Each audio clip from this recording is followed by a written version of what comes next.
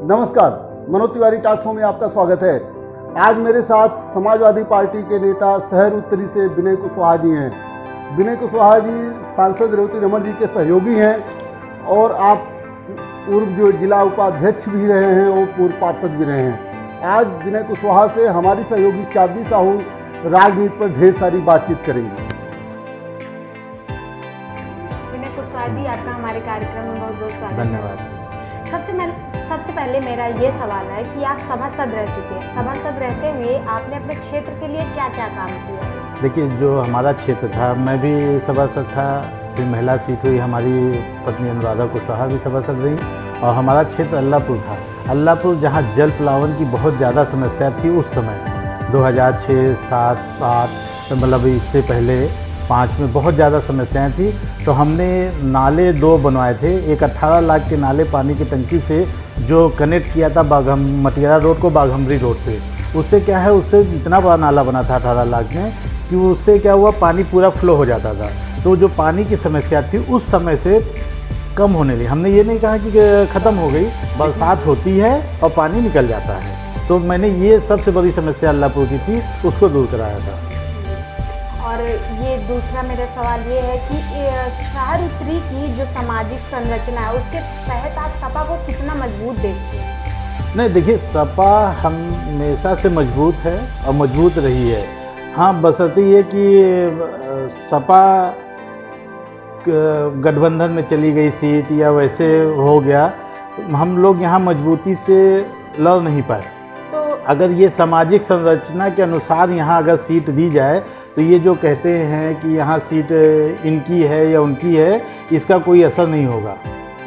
बशर्ते ये है कि टिकट का अगर सामाजिक संरचना के अनुसार टिकट दिया जाएगा तो यहाँ सपा जीतेगी और मजबूती से जीतेगी। ये कमज़ोर सीट नहीं है सपा के लिए। कहा जाता है कि आप राज्यसभा सांसद रेवती रमन जी के बहुत खास हैं, तो क्या आप प्रत्याशी के रूप में आपको चुना जाएगा, क्योंकि दावेदार इसके बहुत ज़्यादा हैं? नहीं, देखिए, हमारी दावेदारी तो 2006 से चल रही है। 2007 के चुनाव में भी हमने दावेदारी की, 12 में भी की और उसके बाद अब नेतृत्व का जो 17 में भी किया था। लेकिन अब नेतृत्व का जो दिशा निर्देश होगा, और हम तो समाजवादी पार्टी के कार्यकर्ता हैं। हम लोग क्या हैं, हम लोग ईमानदारी से काम करते हैं। हम लोग बहुत फोकस वाले नेता नहीं हैं। हम लोग लखनऊ के चक्कर लगाने वाले नेता नहीं हैं। हम लोग ज़मीनी कार्यकर्ता हैं और यहाँ ज़मीन में रह के अपने लोगों को जोड़ने का काम करते हैं। हाँ, तो जैसे शहर उत्तरी में नेता हैं हर्षवर्धन वाजपेयी जी, अनुग्रह नारायण जी, तो उनके विपक्ष में आप अपने आप को कहाँ पर देखते हैं? उनके विपक्ष में हम अपने आप को बहुत अच्छा, बहुत मजबूत समझते हैं। अगर हमको टिकट मिलता है तो ये समाजवादी पार्टी के लिए अप्रत्याशित रिजल्ट होगा, क्योंकि हमने अल्लाहपुर से हम चुनाव लड़े हैं, देखे हैं। अल्लाहपुर जो कि भाजपा का गढ़ रहा है, तो भाजपा के घर में हमने चुनाव जीता है। तो हम जानते हैं कि यहाँ चुनाव कैसे जीता जाएगा और कैसे लड़ा जाएगा चुनाव। जी, तो ये जो राम मंदिर का मुद्दा है, क्या आपको लगता है कि ये राम मंदिर का मुद्दा फिर से चुनावी मुद्दा बनेगा? देखिए, राम मंदिर का मुद्दा, ये भाजपा चारों तरफ से फेलियर है। प्रदेश में कानून व्यवस्था फेल है और देश में माइग्रेन मज़दूरों का ले लीजिए, प्रवासी मज़दूर हों या आज कोरोना महामारी हो, कोरोना महामारी में पूरी तरीके से फेल है सरकार, तो कुछ कर नहीं पा रही है। इतना सबसे मेन चीज़ है, आपने 20 लाख करोड़ का पैकेज डिक्लेयर किया, 4 दिन टीवी पे इतना विस्तृत आपने जानकारी दिया। हर आदमी 1-1 घंटे समाचार सुनता था कि शायद हमको मिलेगा, ये जो डिक्लेयर हो रहा है ये बहुत जल्दी 20 लाख करोड़ हमको मिलेगा।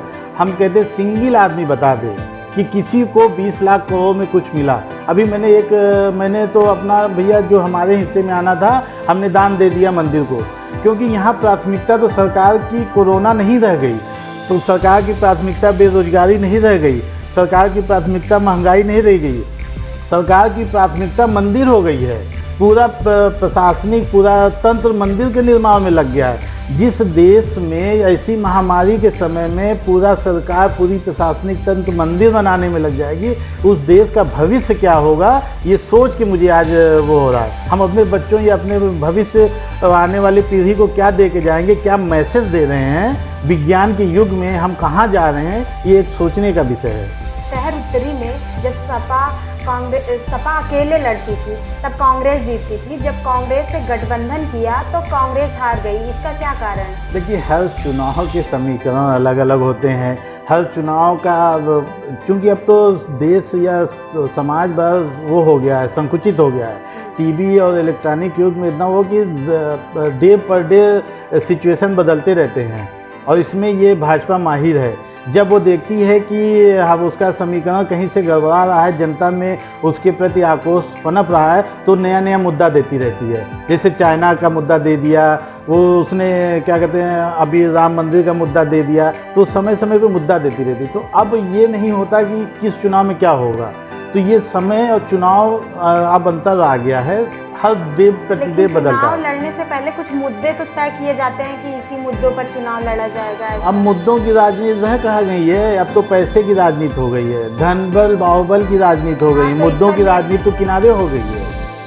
तो मेरा सवाल ये है कि शहर उत्तरी सबसे विकसित विधानसभा क्षेत्र माना जाता है, तो इसमें विकास के लिए क्या क्या काम है, ये इसके मुद्दे क्या हो सकते हैं कि विकास के लिए काम किया जाए इससे, क्योंकि ये सबसे विकसित ये क्षेत्र माना जाता है। देखिए, शहर उत्तरी जो है वो बुद्धिजीवियों का शहर है। यहाँ पर बुद्धिजीवी बहुत संख्या में रहते हैं, शायद प्रदेश में सबसे ज़्यादा।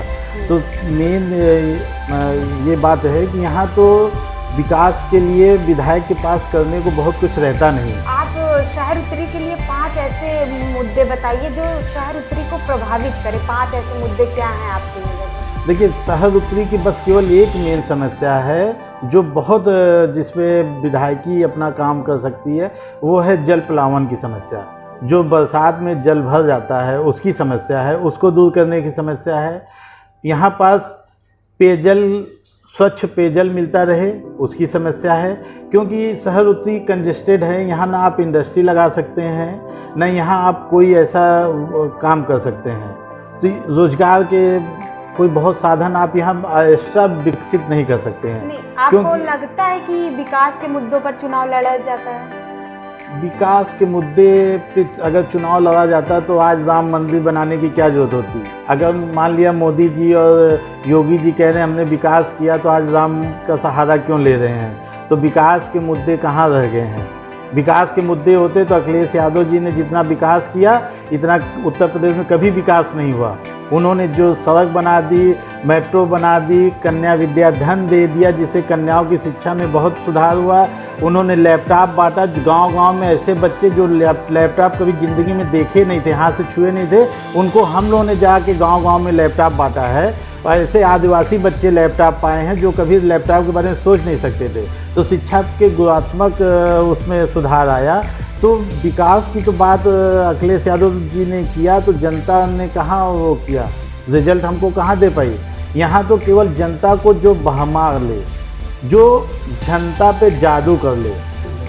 विनय कुशवाहा जी से बात जारी रहेगी। वक्त है एक छोटे से ब्रेक का।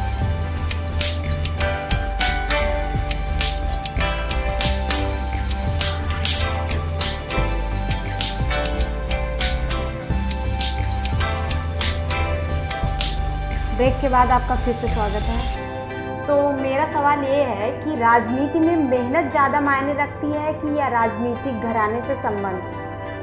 नहीं, राजनीति में मेहनत तो मायने रखती है, लेकिन ये है कि अब वो दौर बदल चुके हैं, मायने बदल चुके हैं राजनीति के। पहले मायने होते थे कि राजनीति में जो कार्यकर्ता मेहनत करता था वो आगे बढ़ता था, वो होता था। लेकिन अब क्या है, अब शॉर्टकट का ज़माना आ गया है, और ये शॉर्टकट का ज़माना बहुत कुछ मायावती जी की देन है कि अब जितने ठेकेदार थे, जितने अपराधी थे, वो लोग पैसा किस तरीके से कमाए हो वो माने नहीं रखता। जो पैसा फेंका, वो टिकट लिया, वो राजनीति में आ गया, नेता बन गया।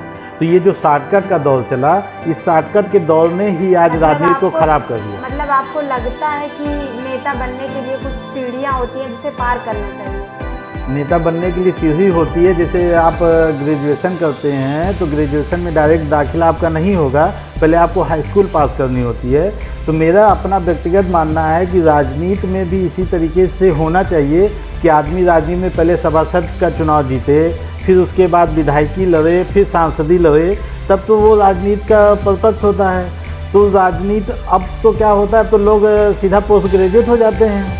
तो जब सीधा आप पोस्ट ग्रेजुएट हो जाएंगे, शॉर्टकट रास्ता अपना लेंगे, तो वो आपको ज़मीन की हकीकत कहाँ मालूम चलेगी। अब हम लोगों ने 10 साल सभा सदी की है, हमको गली कूचे की जानकारी है, हमको लोगों की समस्या मालूम है, हम लोगों की समस्या से जुड़े रहे हैं, व्यक्तिगत लगाव रहा है। तो हमको अगर मौका मिलेगा तो हम ज़्यादा लोगों की समस्या हल करेंगे।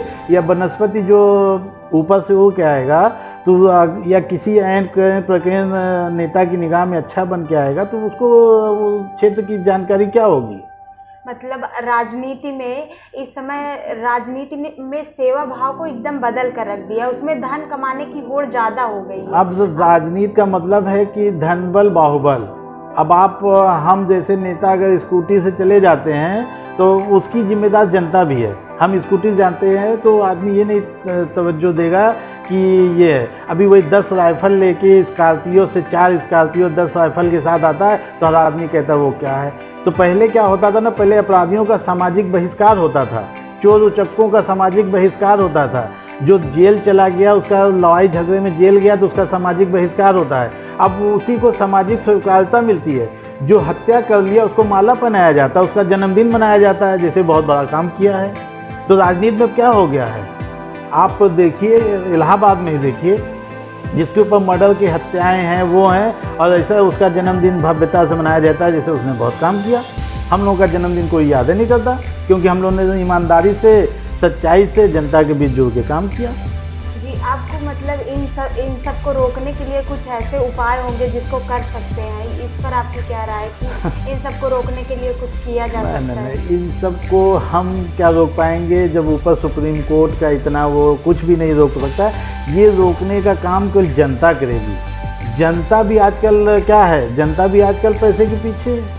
अगर जनता जिस दिन ये सोच लेगी, जब जनता पैसे के पीछे वो होगी तो आज यही अपेक्षा होगा, यही होगा। हर चुनाव में लोग आएंगे, पैसा फेंकेंगे, चुनाव जीतेंगे, पलट के आपके पास जाएंगे नहीं।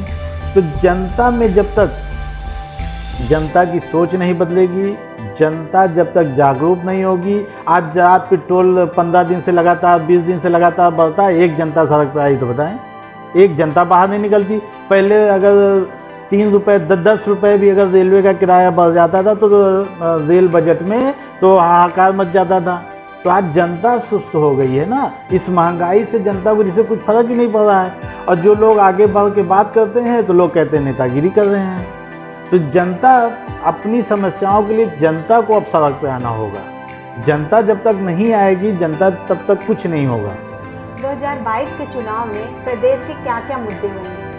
देखिए 2022 के चुनाव में प्रदेश के मुद्दे जनता के सामने एकदम खुले हुए आ गए हैं। जनता ने देख लिया है कि एक तरफ समाजवादी पार्टी के मुख्यमंत्री माननीय अखिलेश यादव जी के कार्य को देखा है और एक तरफ भाजपा के योगी आदित्यनाथ के कार्य को देखा है। तो दोनों के कार्यों की तुलना जहां की जाए तो एक तरफ किसान परेशान है, किसान तो बुरी तरीके से पिस रहा है, क्योंकि उसका खेत मेहनत से फसल उगाता है और योगी आदित्यनाथ के आवारा जानवर उसकी फसल खा जाते हैं। तो किसान कहाँ से संतुष्ट होगा, उसकी आय कहाँ से दुगनी होगी। तो किसान वहाँ हो रहा। दूसरी बात, घर घर आपने मीटर लगा के बिजली का बिल, जिसकी कमाई नहीं होगी उसकी बिजली का बिल वो देने में मरा जा रहा है। तो आज ये तो मुद्दे तो बहुत हैं। कानून व्यवस्था तो एकदम ध्वस्त हो गई है। यहाँ ठोकों की राजनीति चल रही है, चुन चुन के मनपसंद लोगों को बचा के और बाकी लोगों को ठोका जा रहा है। तो ये ठोकने की राजनीति से ये हमारा समाज कहाँ जाएगा, वो बदले की भावना बढ़ती जाएगी। तो राजनीति का ये हो गया। चोरी लूट डकैती तो आम बात हो गई है। प्रशासन पुलिस का कहीं खौफ नज़र ही नहीं आता है और ताबड़तोड़ हत्याएं हो रही हैं। तो ये इस तरह तो ये पूरी तरह के फेलियर है सरकार। तो 2022 में किसकी सरकार बनेगी, आपको क्या लगता है? 2022 में माननीय अखिलेश यादव जी समाजवादी पार्टी की सरकार बनेगी। माननीय अखिलेश यादव जी मुख्यमंत्री बनेंगे 100%, क्योंकि जनता ने देख लिया। जनता भी चुप है। आप राम मंदिर बना लीजिए, आप कुछ भी कर लीजिए, हम कहते हैं योगी आदित्यनाथ जी एक भी काम बता दें जो उन्होंने उत्तर प्रदेश के लिए किया हो, जनता हित में एक भी काम बता दें।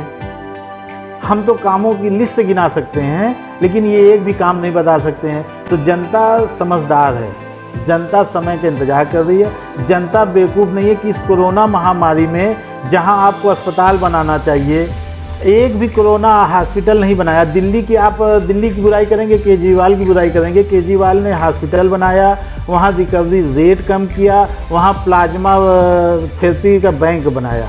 उत्तर प्रदेश में प्लाज्मा थेरेपी का बैंक नहीं बना, कोरोना का हॉस्पिटल नहीं बना।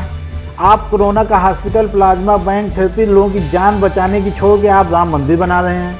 राम मंदिर बनाने से जान बच जाएगी? राम मंदिर बनाने से बेरोजगारी ख़त्म हो जाएगी? राम मंदिर बनाने से महंगाई कम हो जाएगी? तो ये केंद्र प्रदेश की सरकार से जनता बहुत नाखुश है। हम एक आदमी बता दीजिए कि जिसके चेहरे पे मुस्कान हो। इस भाजपा की सरकार जब से बनी है, हर वर्ग, मैं किसी एक वर्ग की बात नहीं करता, हर वर्ग, हर जाति, हर बिरादरी, छात्र, किसान, नौजवान, मध्य वर्ग, हर आपके चेहरे। आप कह रहे हैं कि 2022 में सपा की सरकार बनेगी, तो प्रयागराज में क्या क्या काम किए हैं जिसके आधार पर वो जीतेगी? देखिए, प्रयागराज में जितना काम हम लोगों ने, समाजवादी पार्टी की सरकार ने, माननीय अखिलेश यादव जी ने किया है, विगत 70 सालों में किसी सरकार ने इतना काम नहीं किया था। लेकिन चूंकि हम लोग प्रोपोगंडा नहीं करते, हम लोग इतना करके इतना गाते नहीं हैं। यहाँ इलाहाबाद में उन्होंने सबसे पहले तो शहर उत्तरी को संवारने का काम किया। अखिलेश यादव जी की सरकार में ही शहर उत्तरी संभला। अखिलेश यादव जी की सरकार में कंपनी बाग सुधरा, हाथी पार्क बना, बहुत अच्छा झील बना था, पानी भरे थे, उसको भाजपा सरकार में सुखा दिया गया। ये तो शहर उत्तरी में काम है। 3 फ्लाईओवर अखिलेश यादव जी ने कुंभ में घोषणा किया था, उसका पैसा रिलीज हुआ, जो आज हाई कोर्ट फ्लाईओवर है, आपका ये GIC का फ्लाईओवर है, ये अखिलेश यादव जी के समय ही पैसा स्वीकृत हुआ था और वो उसी समय का ये बना है, जिसको भाजपा अपना पत्थर लगा रही है। अखिलेश यादव जी ने इलाहाबाद में जब एक स्टेट यूनिवर्सिटी की घोषणा, शिक्षा के क्षेत्र में बहुत बड़ा कदम, विश्व स्तरीय स्टेट यूनिवर्सिटी माननीय उज्ज्वल रमन सिंह के प्रस्ताव पे अखिलेश यादव जी ने यहाँ घोषित की, जो स्थापित हो गया है और आज यहाँ नैनी में इंटीग्रेटेड टाउनशिप में चल रहा है, प्रयागराज इलाहाबाद स्टेट यूनिवर्सिटी। लेकिन भाजपाइयों ने क्या किया? काम तो कुछ किया नहीं। उनका नाम बदल के, वो केवल नाम बदलना जानते हैं, काम नहीं करना जानते, वो नाम बदलना जानते हैं। उन्होंने रज्जू भैया कर दिया। आप कर लो, ठीक बात है, लेकिन आप उसमें काम भी तो कुछ करो। उस यूनिवर्सिटी को नाम बदल दिया लेकिन डम कर दिया है। और उसके बाद इंटीग्रेटेड टाउनशिप में जहाँ पास अखिलेश यादव जी का एक सपना था कि टाउनशिप मिलेगी, वहाँ पर इंडस्ट्री आएगी, इंडस्ट्रियाँ आएगी मारुति से और बहुत कंपनियों से बातचीत टाइप हुआ था, तो वहाँ रोजगार के अवसर बढ़ते। वहाँ पास माननीय सांसद कुंवर रेवती रमन सिंह ने अपोलो वालों से और फोर्टिक्स वालों से बात किया था। वहाँ एक एम्स और PGI इस स्तर का वहाँ हॉस्पिटल बनाने की बात हुई थी। तो समाजवादी पार्टी विकास की बात करती है। समाजवादी पार्टी की सरकार में माननीय मुलायम सिंह यादव जी की सरकार में पर्यावरण मंत्री थे उज्ज्वल रमन सिंह ने, उन्होंने जमुना पार में 3 बिजली के कारखाने की सेंक्शन कराया था, जिसमें से 2 बिजली के कारखाने 15-15 हज़ार करोड़ के 2 बिजली के कारखाने ज़मीन पे आ गए, जिसमें प्रोडक्शन चालू हो गया। तो समाजवादी पार्टी ऐसे काम करती है। मैं केवल इतना पूछना चाहता हूँ कि प्रधानमंत्री जी ने कोरोना का फंड बनाया, खरबों रुपए उस फंड में आया, उस फंड का इस्तेमाल आपने कहाँ किया? आप जनता को बताएंगे? उस फंड को इनकम टैक्स में एक आदमी 10,000 का अगर कहीं नहीं बताता तो आप उस पर पेनाल्टी लगाते हैं। आप पे अरबों रुपए का चंदा आया है, आप उसको बताने के लिए तैयार नहीं है। तो आप कहाँ GST के, आप कहते थे कि नोटबंदी से काला धन चला जाएगा, बहुत रिवोल्यूशन आएगा, काला धन कहाँ गया? आतंकवाद कहाँ ख़त्म हुआ? GST में आप कहते हैं GST से हमारा धन संग्रह बहुत बढ़ गया है।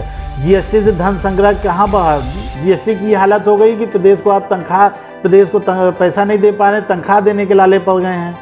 तो आप ये मुद्दे हो गए हैं कि आज जनता परेशान है, हर वर्ग परेशान है। तो मेरा आखिरी सवाल ये है कि शहर उत्तरी की जनता को आप क्या संदेश देना चाहते हैं? आपका कोई? शहर उत्तरी की जनता प्रबुद्ध है, सब जानती है, लेकिन अब उसको यहाँ की बहुत समस्याएं नहीं हैं, बहुत कुछ समस्याएं यहाँ अधिकतर बाहर से लोग आके बसे हैं उत्तरी में।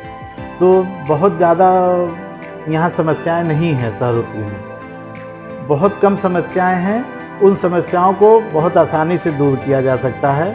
इसलिए सहरोत्री बहुत अच्छा है और समाजवादी पार्टी आने वाले 2022 के चुनाव में यहाँ से जीत हासिल करेगी, ये मेरा पूरा पक्का विश्वास है।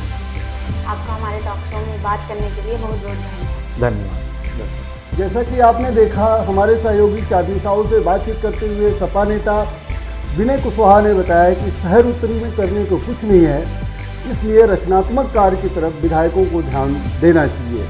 उन्होंने उम्मीद जताया कि समाजवादी पार्टी ने जितना काम किया है पिछली सरकार में, उसको अब जनता याद कर रही है और उसके आधार पर पूरे प्रदेश में 2022 में बदलाव होगा और समाजवादी पार्टी की सरकार बनेगी, जिसमें अखिलेश यादव मुख्यमंत्री बनेंगे। देखते रहिए आप मनोज तिवारी टॉक शो। आगे भी हम आपको अन्य प्रतिनिधियों से मुलाकात करवाते रहेंगे। दीजिए मनोज तिवारी की इजाजत।